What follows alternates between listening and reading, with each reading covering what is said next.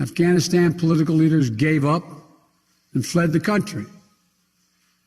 The Afghan military collapsed, sometime without trying to fight.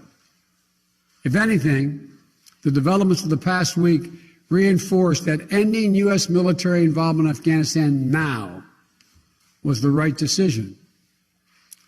American troops cannot and should not be fighting in a war and dying in a war that Afghan forces are not willing to fight for themselves. We spent over $1 trillion.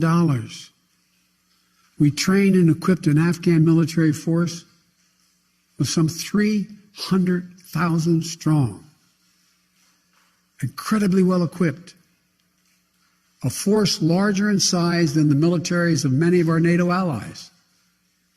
We gave them every tool they could need. We paid their salaries, provided for the maintenance of their Air Force, something the Taliban doesn't have. Taliban does not have an Air Force. We provided close air support. We gave them every chance to determine their own future.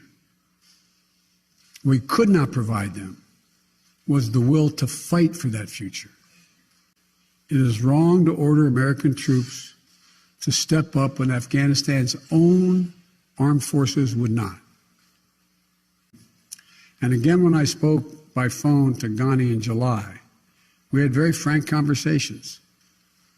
We talked about how Afghanistan should prepare to fight their civil wars after the U.S. military departed, to clean up the corruption in government so the government could function for the Afghan people. We talked extensively about the need for Afghan leaders to unite politically. They failed to do any of that. I also urged them to engage in diplomacy, to seek a political settlement with the Taliban. This advice was flatly refused. Mr. Ghani insisted the Afghan forces would fight, but obviously he was wrong.